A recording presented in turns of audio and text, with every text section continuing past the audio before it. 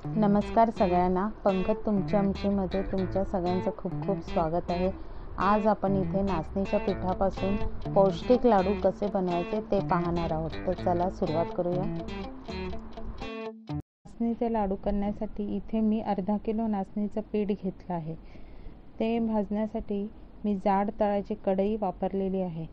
बारीक गॅसवर कढई ठेवून त्यात 2 चमचे तूप टाकून पीठ भाजायला सुरुवात करायची। इथे माझी कढई मोठी असल्यामुळे मी एकदम अर्धा किलोचं पीठ टाकलं आहे।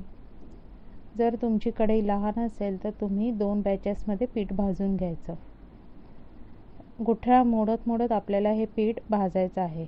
5 मिनिटांनी पुन्हा 3 चमचे तूप घालून पीठ खरपूस भाजून घ्यायचं।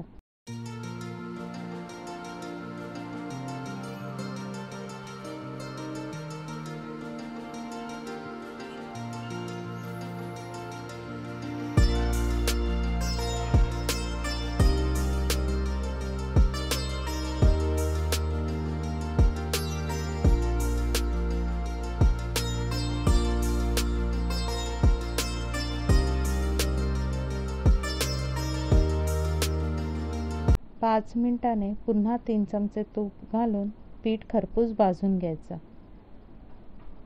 इथे एक लक्षात ठेवायचं की तूप घातल्यावर पिठाच्या गुठळ्या व्हायला सुरुवात होतात, तर त्या गुठळ्या मोडत मोडतच आपल्याला पीठ भाजायचं आहे। गॅसवर हे पीठ आपल्याला खरपूस भाजायचं आहे।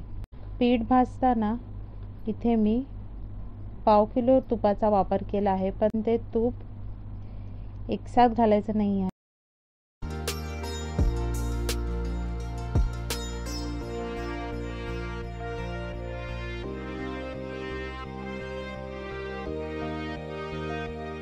आता 5 मिनिटांनी पुन्हा 3 चमचे तूप घालून पीठ खरपूस भाजून घ्यायचं आहे।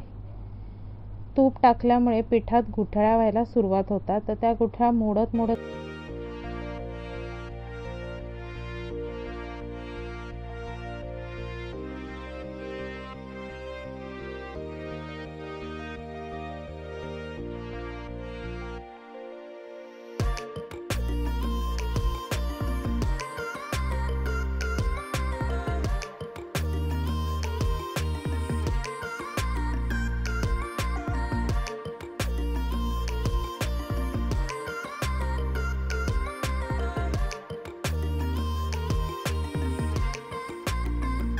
पुन्हा 5 मिनिटांनी 3 चमचे तूप घालायचं आणि पीठ भाजायला सुरुवात करायची। हे जे उरलेलं तूप आहे त्यात नंतर आपल्याला डिंक, ड्रायफ्रूट आणि खारीक पावडर भाजण्यासाठी मी ते ठेवलेलं आहे आणि खमंग वास सुद्धा सुटला आहे।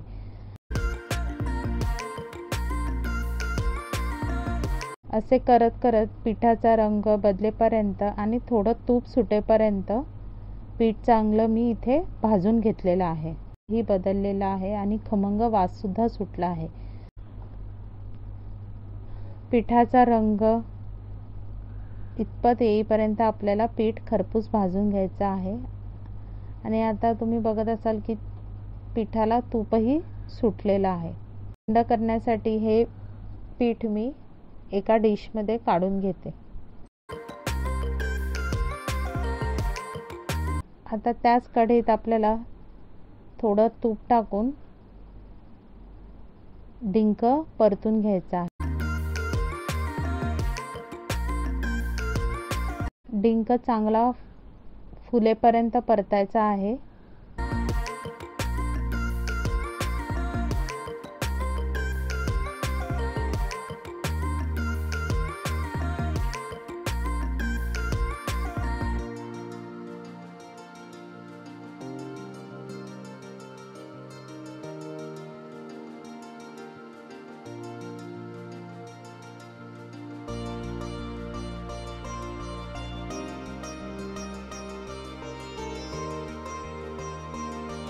डिंक फुलला आणि खरपूस भाजला की तो साईडला काढून त्यात आपल्या आवडीनुसार ड्रायफ्रूट्स घालून परतायचे आहेत।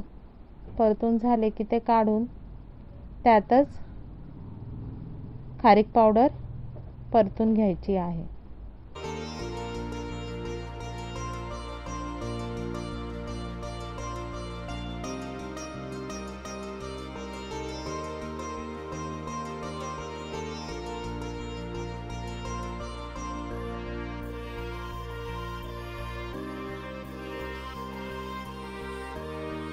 आता माझी प्लेट ती छोटी असल्यामुळे मी ते एका मोठ्या भांड्यात शिफ्ट केलेलं आहे।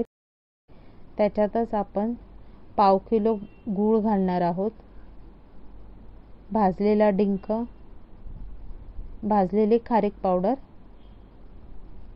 घालून चांगलं मिक्स करणार आहोत।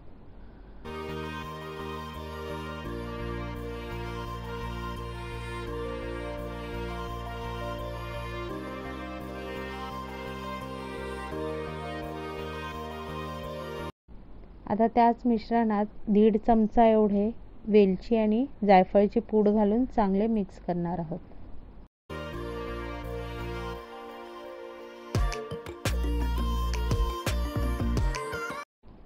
आता हे मिश्रण अगदी एकसारखं बारीक करण्यासाठी मी मिक्सरमध्ये एकदा हे सगळं मिश्रण फिरवून घेतलं आहे। त्यामुळे काय होईल की डिंकाची ही पूड होईल आणि गुळाच्या काही बारीक गुठळ्या असतील त्याही मोडल्या जातील। भाजलेले ड्रायफ्रुट्स टाकून लाडू वळायला सुरुवात करायची। 10 किलो लाडवासाठी मी पाव किलो तुपाचा वापर केला आहे, पण ते सगळंच तूप इथे मी वापरलेलं नाही आहे। त्यातलं 2 ते 4 चमचे तूप शिल्लक राहिलेलं आहे। हे सगळं मिश्रण चांगलं मिक्स करून आपल्याला हवे त्या आकाराचे लाडू वळून घ्यायचे आहेत।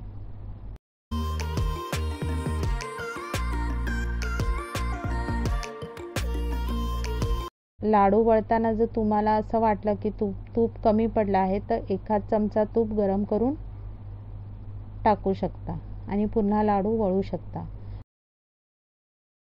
हा आपला पहिला लाडू बघा वळून झालेला आहे। आपल्याला हवे त्या आकाराचे आपण लाडू वळून घेऊ शकतो। करत करत आपण आता सगळे लाडू वळून घ्यायचे आहेत।